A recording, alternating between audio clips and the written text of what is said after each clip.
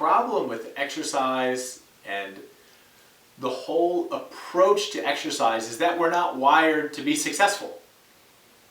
We overestimate how important something is. It's really important that I do this. And we equally underestimate how much work it's going to take to get us there. We overestimate, well, I'm going to feel great if I do that 100-mile race. Probably you won't.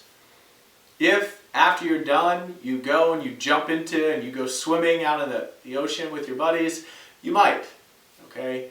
Or if you ride across America, that might actually teach you about something inside of yourself that you need to dig deep for to find that resource that says, wait a second, I can make it all the way across this desert on this hot day even though I just ran out of water. Sure, but for the rest of us, we overestimate what it's going to mean to have a six-pack or to do a PR for whatever the bench, the squat, or the deadlift is. We overestimate what's on the other side. And we underestimate how much work is going to need to go into getting to whatever it is that we're shooting for. And I think we can simplify this wiring some. We can get a shortcut into it. And that is, if you really want to achieve something, describe it. Describe it to yourself, describe it to somebody else, and talk about it more and say, you know what, I really want my abs to look like this and my sides and my back, because that's just going to make me feel good as a person. That's not overestimating something. That is not the same thing. I really want to do a pull-up because to me, that represents all the times I was laughed at gym class because I couldn't do it. And you know what? I am stronger and I'm not that same person. I think that's amazing. That is not in any way overestimating what it's going to mean to you. That's actually closing the chapter on that part of the book, baby. I think that's great.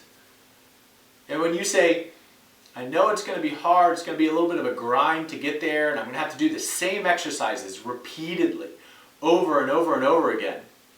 I love them. Let me do those exercises over and over and over again because I want to prove to myself that I have the mental perseverance to get through it. I want the mental and emotional flexibility to say, wait, I'm really doubting myself. Wait, I know I can do it. Wait, I'm doing it. Oh my God, I'm doubting myself again. And you just keep chugging through. But no matter what, you don't stop. You stuck with it that whole time. That is not underestimating how hard it's going to be.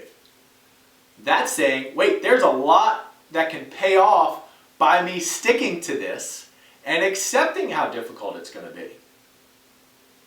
I'm not a huge, contrary to popular belief, positive thinking guy.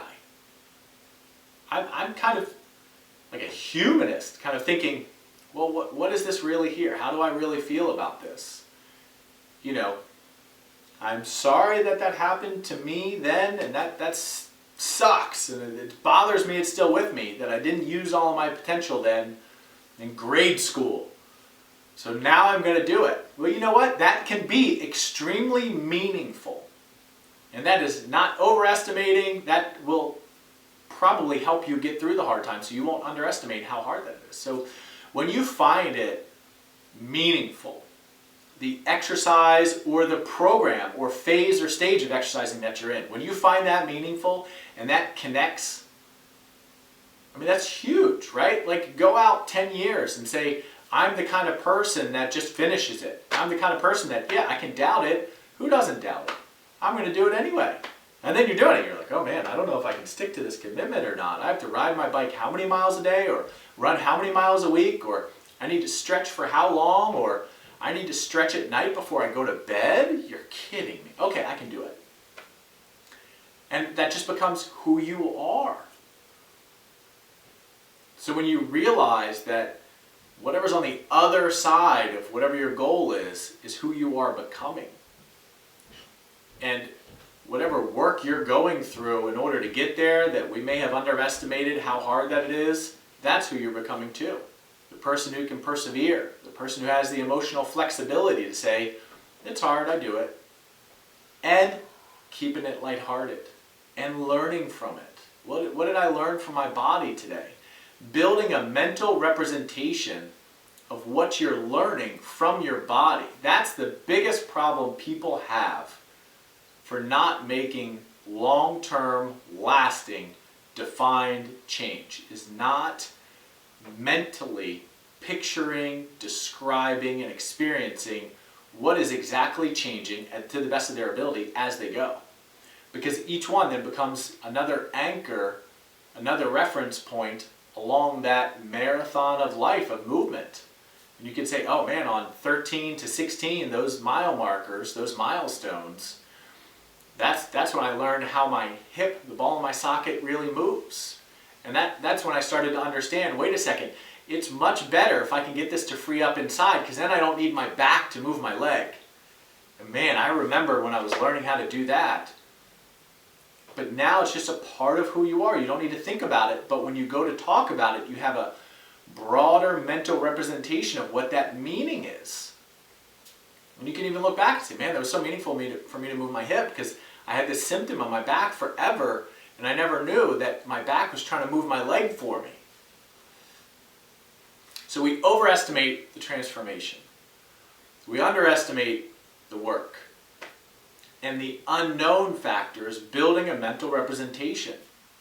Because when you do that and you link it to deliberate practice, like what is my goal, very short term, in this practice that I'm doing? What are those targets? That's change. And that's constant change. That's a growth mindset. That is perpetually changing, adopting, adapting, assimilating, accommodating, and learning everything about it. So the problem are manyfold with our mindset, what we're wired to achieve and not achieve. But if you're on this path of exercise to get something deep-rooted out of it, out of your experience, then I would say you can't go wrong building a mental representation of what you're learning through your deliberate practice. I'm learning about my shoulder and how that connects to my elbow. And you just keep studying that module for whatever those things mean until you've got it, and you'll know it. You'll know it when you've got it, or you'll talk to somebody who will highlight something to you to signal that you're getting it. Our minds aren't wired for consistent work, consistent commitment, and to ongoingly build a mental representation as a result of a deliberate practice. But I think you can do that with these key things in mind. So if you enjoyed this, stay tuned, check out my YouTube, my website, dominicsessa.com, my Instagram, if you're on my newsletter. This is great. I hope you're enjoying the video, and I will talk to you all soon. Take care.